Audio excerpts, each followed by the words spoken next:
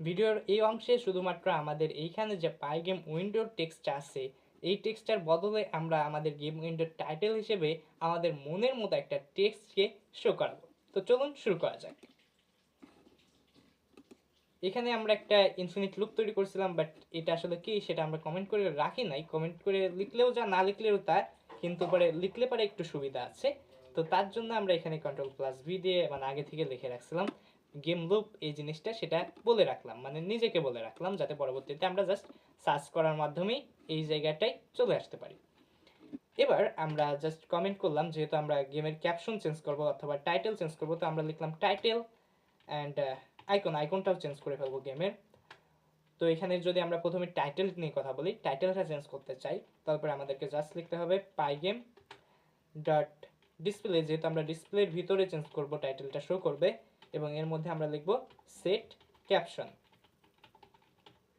এবং সেট ক্যাপশনের মধ্যে জাস্ট আমরা কোটেশনের ভিতর আমরা যে টেক্সটটা শো করতে চাই সেই টেক্সটটা লিখে দেবো।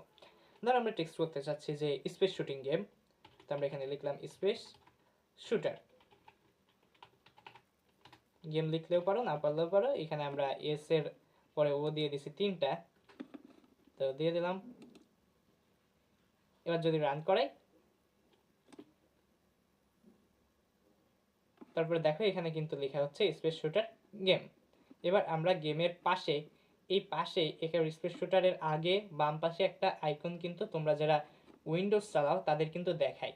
এখন আমি উবান্টু চালাচ্ছি, তার জন্য এই বাম পাশে আইকনটা দেখাবে না। আমি এখনো পর্যন্ত গেমে কোনো আইকন অ্যাডই করে নাই, তো দেখাবে কি? তো তোমাদেরকে আগে থেকেই বলে রাখি, আপনাদেরকে আগে থেকেই বলে রাখি যে এইখানে আমি যদি আইকন অ্যাডও করাই তাও আমার দেখাবে না, কিন্তু আপনাদেরকে আমি দেখাচ্ছি কিভাবে কোড করবেন, আপনাদের দেখাবে।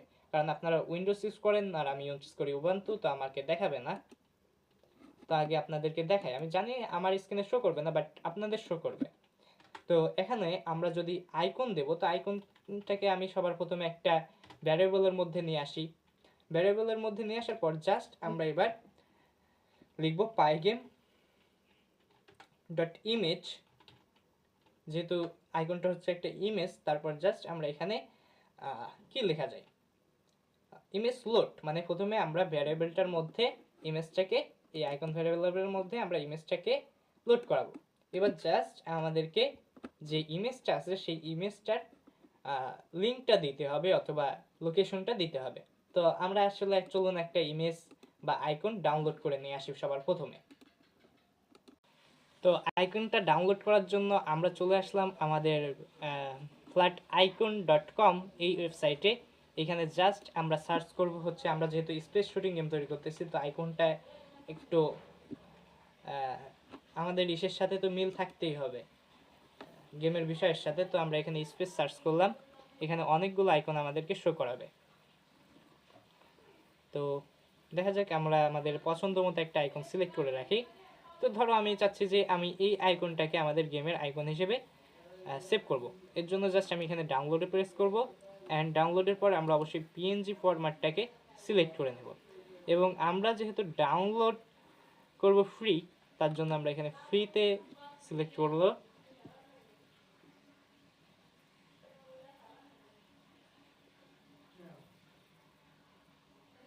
তো এখানে আমাদের ইন্টারনেট গতির উপর নির্ভর করছে, ডাউনলোড হওয়ার পরে আপনাদেরকে আমি দেখাচ্ছি।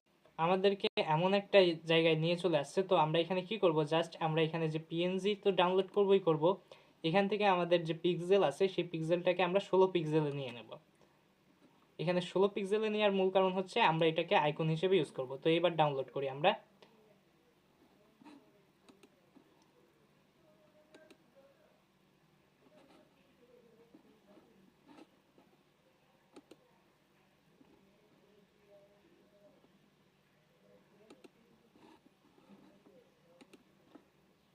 এবার আমরা আমাদের পাইচার্মে চলে আসছি। এবার জাস্ট আমরা কি করব, আমাদের পাইচার্ম থেকে আমাদের প্রজেক্টে চলে যাব। সরি, এখানে আমাদের যে ফাইল রয়েছে প্রজেক্টের সেখানে যাব, অ্যান্ড দেন এরপরে এইখান থেকে আমরা মাউসের লেফট বাটন বা রাইট বাটনকে প্রেস করব। প্রেস করার পর এখানে আমরা দেখব ইম্পোর্টের কোনো অপশন আছে কিনা।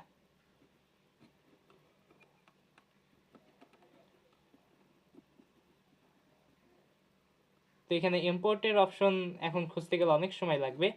তো আমি চলে যাচ্ছি আমাদের সরাসরি আমাদের সেকেন্ড ওয়ার্ক স্পেসে, এবং এখান থেকে আমি টার্মিনালটাকে একটু ক্লোজ করি এবং তারপর আমি আমার ফাইলসের মধ্যে চলে যাই। এবং ফাইলস ওপেন হয়ে গেলে পরে আমি ডাউনলোডের ভিতর চলে যাব। ডাউনলোডের ভিতর আমাদের যে আইকনটা রয়েছে সেই আইকনটাকে জাস্ট এখান থেকে আমি কাট করব। কাট করে নিয়ে আবার আমি যাব পাইচার্ম ডট প্রজেক্ট যে ফোল্ডার আছে সেই প্রজেক্টের ভিতর যে স্পেস শুটার যে আমরা যেটা নাম দিয়েছিলাম এইখানে এসে সেই জিনিসটাকে পেস্ট করে দেব। ব্যাস, তাহলে পরে আমাদের কিন্তু বাড়তি ঝামেলা থাকলো না। ব্যাস, এখানে দেখবেন আমরা যদি এই জিনিসটাকে আবার করি, এই যে আমাদের গ্যালাক্সি 1 যে ইটা ছিল, ইমেজটা ছিল, সেটা অ্যাড হয়ে গেল। এবার জাস্ট আমরা এটাকে রিনেম করব।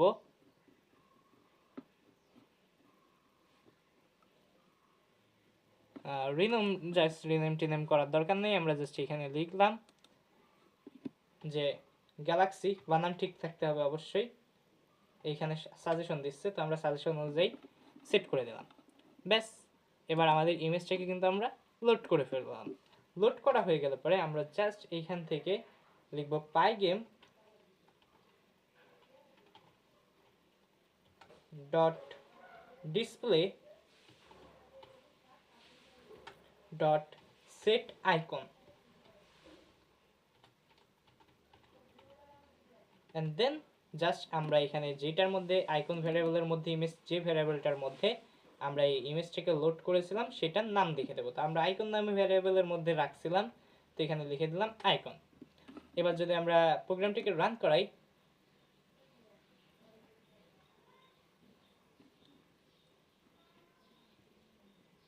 হ্যাঁ প্রোগ্রামটা কিন্তু রান হচ্ছে, কিন্তু আমাদের আইকনটা কিন্তু উপর নিচে কোনোখানেই শো করতেছে না। এর মূল কারণ হচ্ছে আমি উবুন্টু অপারেটিং সিস্টেম ইউজ করতেছি।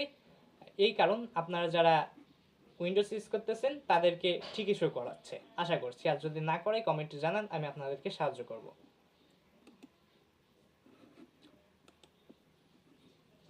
তো একটা জিনিস আসলে মিস হয়ে গেছে, সেই জিনিসটা আসলে এখানে আমরা চাইলে পরে আমাদের এখানে দেখুন যে আমাদের যে গেম উইন্ডোটা আছে সেটা সম্পূর্ণ ব্ল্যাক। আমরা চাইলে পারি এই গেম উইন্ডোটার রঙকেও চেঞ্জ করতে পারি। এই যে দেখুন এই জায়গাটা সম্পূর্ণ ব্ল্যাক, আমরা এটাকে ধরেন অন্য কোনো রঙে নিতে চাই, তার জন্য জাস্ট আমাদেরকে বেশি কিছু করতে হবে না।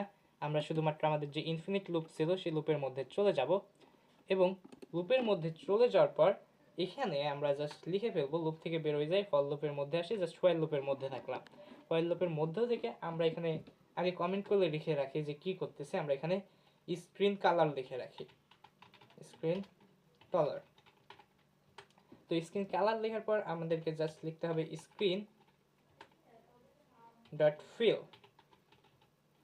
এবার এর মধ্যে আমাদেরকে আবার আরও একটা ব্র্যাকেট প্রেস করতে হবে। এরপর জাস্ট আমাদেরকে এর মধ্যে RGB কালার ভ্যালু দিতে হবে। RGB কালার ভ্যালুটা আসলে কি আপনারা জানেন না, তাদের জন্য একটু কমেন্টে বোঝানোর চেষ্টা করি। RGB মানে হচ্ছে আপনার R ফর হচ্ছে আপনার রেড, আর আপনার জিতে বোঝায় গ্রিন, আর আপনার বিতে বোঝায় হচ্ছে ব্লু, মানে লাল, সবুজ আর নীল। এই তিনটা কালারের উপর ভিত্তি করে কিন্তু আমরা জানি যে সবগুলো রং গঠিত হয়। তো এখানে আমরা চাইলাম ধরেন যে আমরা আমাদের উইন্ডোটার রং দিয়ে দেব হচ্ছে লাল। এখানে আমাদেরকে 1 থেকে 255 পর্যন্ত আমরা ভ্যালু দিতে পারি। তো আমরা লালের ভ্যালু দিয়ে দিলাম 255 এবং বাকি দুইটা 0, অর্থাৎ আমাদের একেবারে পিওর যে লাল রং রয়েছে সেই লাল রঙে আমাদের গেম উইন্ডোটা হবে।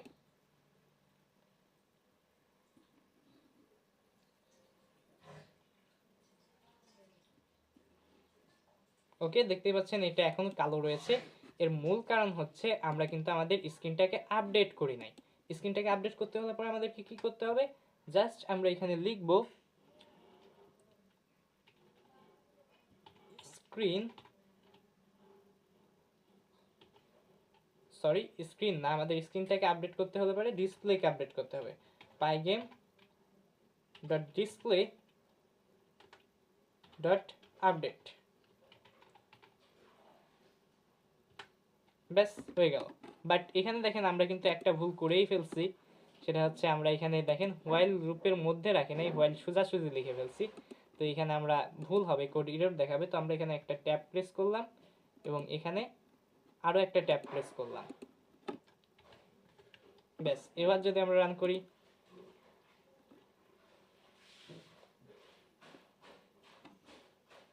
ব্যাস দেখতে পাচ্ছেন আমাদের পুরো উইন্ডোটা কিন্তু লাল রঙের হয়ে গেল।